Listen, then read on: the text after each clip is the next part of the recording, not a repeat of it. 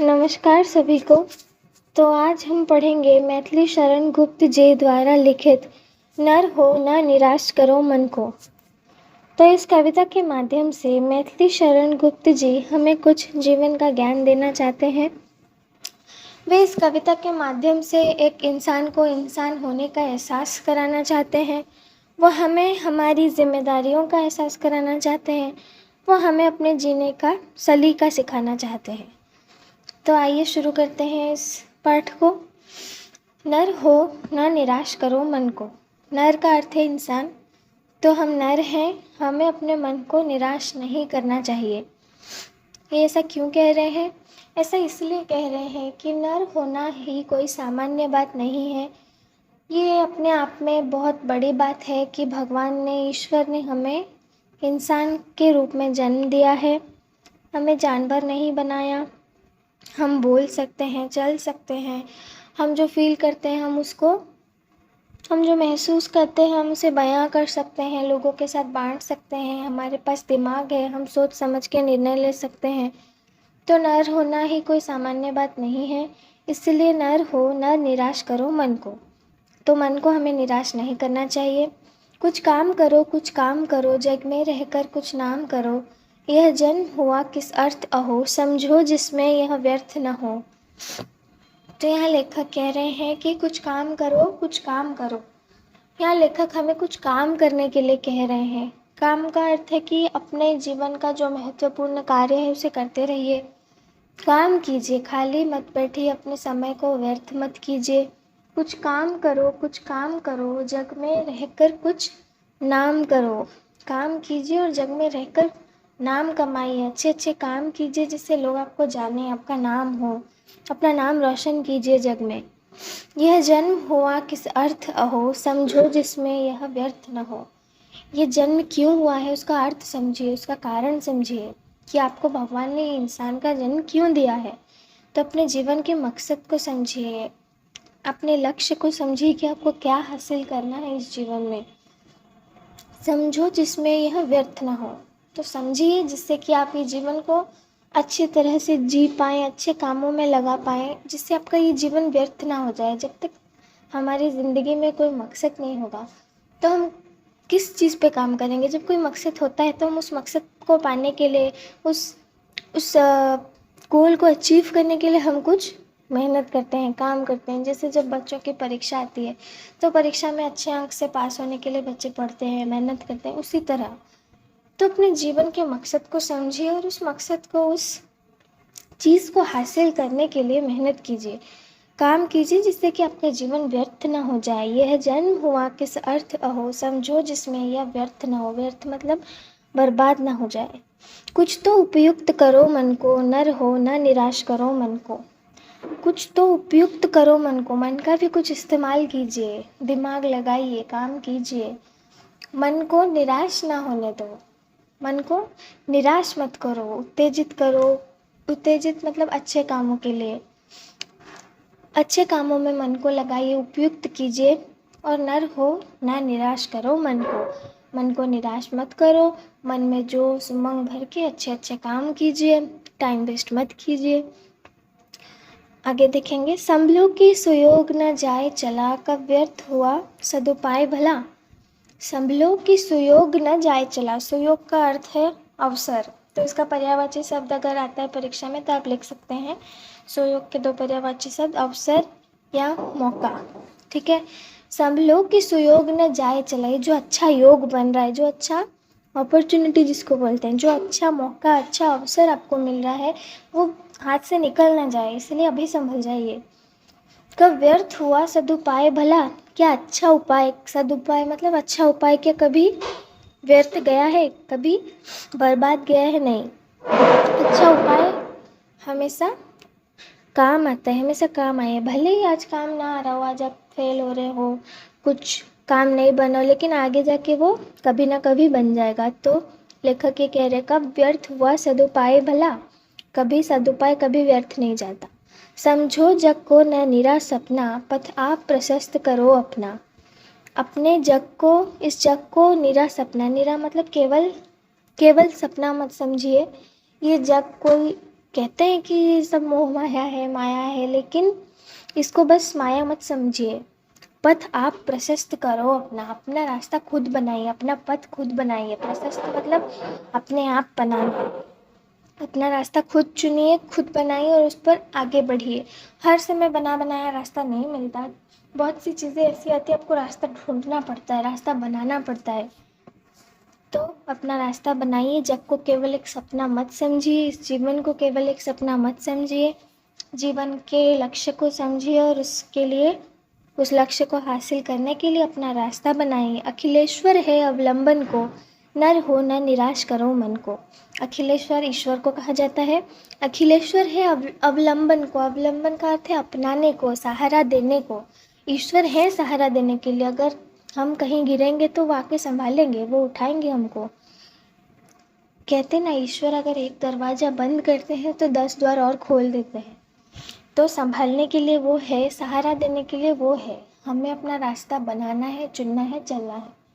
हमें अपने दायित्व का काम कर देना है, अपने भाग का काम करना है, बाकी जो होगा वो सब देखने के लिए ईश्वर हैं। तो नर हो ना निराश करो मन को। अगर कभी गिर भी जाते हो, हार भी जाते हो, तो निराश मत करो मन को, क्योंकि ईश्वर उधर बैठ के कुछ ना कुछ सोच रहे हैं, आपको सहारा देने के लिए वो है। अगर आज कुछ काम नहीं बन रहा है तो हो सकता है भगवान आपके लिए कुछ बड़ा रखें, कि इससे भी ज़्यादा आपको मिल सकता है। इसलिए आज आप छोटे काम में फेल हो रहे हैं, कल को कुछ बड़ा मिलेगा, कुछ बड़ा हम हासिल कर पाएंगे। निज गौरव का मित ज्ञान रहे, हम भी कुछ हैं यह ध्यान रहे। अपने गौरव अर्थात अपने गरिमा का, अपने महत्व का मित नहीं होगा, ये नित होगा।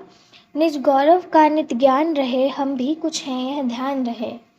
तो अपने महत्व का हमेशा ज्ञान रहना चाहिए, आपकी क्या वैल्यू है, जैसे बोलते हैं ना सेल्फ रिस्पेक्ट, उसका ज्ञान हमेशा रहना चाहिए कि आप क्या कर सकते हैं।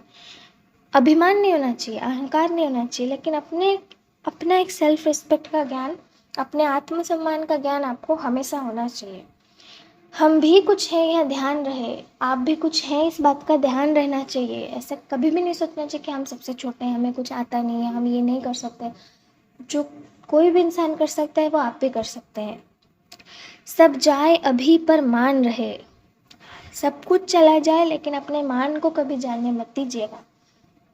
अपना सम्मान अपने हाथ में रखिएगा, कभी इस पे आँच मत आने दीजिएगा। सब जाए अभी पर मान रहे, यहाँ पे लेखक ने देखिए कितनी सुंदरता से समझाई।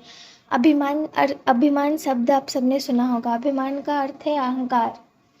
अभिमान गलत है, मान होना चाहिए, अभिमान नहीं होना चाहिए। आपका सम्मान होना चाहिए लेकिन अहंकार नहीं होना चाहिए। तो वो कह रहे सब जाए अभी पर मान रहे, अभिमान से अभी को हटा दो और मान को रखो, अभिमान मत करना। सब जाए अभी पर मान रहे, मरने पर गुंजित गान रहे। ऐसे काम कीजिए कि जब आप मर भी जाएं तो लोग आपके अच्छे कामों के लिए आपको याद करें। जैसे कि अभी हम जानते हैं कितने महान लोग थे हमारे देश से, जिन्हें हम आज भी याद करते हैं। हमारे देश के फ्रीडम फाइटर्स हैं, हम उन्हें याद करते हैं। अभी जैसे कल इंडिपेंडेंस डे है, तो हम इस दिन पे जिन लोगों ने हमारे देश को आज़ादी दिलाने में मदद की है, जिनका मेन रोल रहा है, हम उन सबको याद करते हैं, श्रद्धांजलि देते हैं। क्यों? क्योंकि उन्होंने ऐसा महान कार्य किया है कि आज इतने सालों के बाद भी हम उन्हें याद रखें। आज 75 वर्ष हो गए देश की आज़ादी को, लेकिन फिर भी आज हम उन्हें याद करते हैं, खुशी मनाते हैं कि उनकी वजह से हमें आज़ादी मिली थी। तो ऐसा ही काम हमें भी अपने जीवन में करना है, जिससे कि लोग हमें भी याद करें हमारी अच्छाई के लिए। कुछ हो ना तजो निज साधन को, नर हो ना निराश करो मन को। कुछ भी हो जाए अपनी साधना को मत छोड़िए। चाहे जीवन में कुछ भी हो जाए, आप अपना कर्म करते रहिए, अपनी मेहनत करते रहिए, अपनी साधना को मत छोड़िए, अपने प्रिंसिपल्स को मत छोड़िए, अपने उसूलों को मत छोड़िए, उन पर हमेशा सदैव अमल करते रहिए। जैसे अभी मैं एग्जाम्पल देके समझाना चाहूँगी उदाहरण के माध्यम से। गांधी जी के बारे में हम सब जानते हैं, अहिंसा परम धर्म था उनका। वो कभी हिंसा नहीं करते थे और ये चीज़ उन्होंने हमेशा पालन किया है। कितने साल तक वो लड़ते रहे देश की आज़ादी के लिए, लेकिन उन्होंने हिंसा कभी नहीं की, और जो हिंसा करते थे उन्हें रोकते थे। तो उनके साथ क्या कुछ नहीं हुआ, बहुत कुछ हुआ, लेकिन उन्होंने अपने वसूलों के साथ कोई भी ढील नहीं दी, अपने वसूलों को उसके साथ कोई भी कॉम्प्रोमाइज़ नहीं हुआ। उन्होंने सदैव अपने वसूलों का पालन किया। उसी तरह कुछ भी हो जाए, जो जो आपने उसूल बना लिए, सही उसूल बनाए हैं, तो उन पर अड़े रहिए, साधना को मत छोड़ो। इंसान की वसूल उनकी साधना होते हैं, प्रिंसिपल्स बोलते हैं जिसे, सिद्धांत, उस पर हमेशा चलते रहिए। नर हो ना निराश करो मन को, तो अपने मन को निराश मत कीजिए कभी। प्रभु ने तुमको कर दान किए, सब वांछित वस्तु विधान किए। प्रभु ने तुमको कर दान किए, कर का अर्थ होता है हाथ। प्रभु ने आपको हाथ दिए हैं, साधन है ये। सब वांछित वस्तु विधान किए, वांछित का अर्थ है जो चीज़ें हमें फ़ायदा देती है, फ़ायदा पहुंचाने वाली वस्तुओं को वांछित बोलते हैं। वंचित और वांछित में अंतर होता है, ठीक है। यहाँ पे वांछित दिया है तो ध्यान रखिएगा, वांछित का अर्थ है फ़ायदा पहुंचाने वाले वस्तु। विधान किए, विधान का अर्थ है प्रबंध करना, आयोजन करना। तो प्रभु ने हमें सब वांछित वस्तु विधान किए, ऐसे वस्तु की प्रयोजन, ऐसे वस्तुओं का आयोजन हमारे जीवन में किया है जो हमें फ़ायदा पहुंचाती है। हाथ है, पैर है, आँखें हैं, देख सकते हैं, नॉर्मल है हम, तो हमको जो चाहिए कुछ मेहनत करने के लिए वो सब हमारे पास है। तुम प्राप्त करो उनको ना हो, फिर है किसका यह दोष कहो। अगर हम इसका मूल्य नहीं जानेंगे, हम मेहनत नहीं करेंगे, तो फिर किसका दोष है। भगवान तो हमको सब कुछ दे दिए। तुम प्राप्त करो उनको ना हो, फिर है किसका यह दोष कहो। अब हम इसका मोल नहीं समझ रहे, हम सोच रहे हैं कि भगवान ये नहीं दिए, वो नहीं दिए, तो इसमें किसका दोष है। भगवान तो हमको सब कुछ दिए हैं। समझो न अलभ्य किसी धन को, नर हो न निराश करो मन को। किसी भी धन को अलभ्य मत समझिए। अलभ्य का अर्थ है जो प्राप्त न किया जा सके, जो बोलते हैं नॉट रीचेबल। तो किसी भी चीज़ को नॉट रीचेबल मत समझिए। कोई भी चीज़, कोई भी लक्ष्य ऐसा नहीं होता जो हम प्राप्त नहीं कर सकते। समझो न अलभ्य किसी धन को, नर हो न निराश करो मन को। तो ईश्वर ने हमको जो कुछ भी दिया है वो काफ़ी है, उसका मोल समझिए, उसे प्राप्त कीजिए, ग्रहण स्वीकारिए उसको।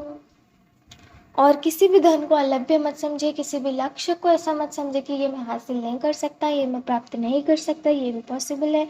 इम्पॉसिबल वर्ड हटा दीजिए अपने जीवन से। सब कुछ संभव है, कुछ भी असंभव नहीं होता। तो नर हो न निराश करो मन को निराश किए बिना खुशी से, मेहनत से अपने लक्ष्य की ओर आगे बढ़ते रहिए। तो देखिए कितनी खूबसूरती से मैथिली शरण जी ने इस कविता के माध्यम से हमें जीवन में क्या करना चाहिए और क्या नहीं करना चाहिए उसके बारे में समझाया है। तो आज के लिए इतना ही, धन्यवाद।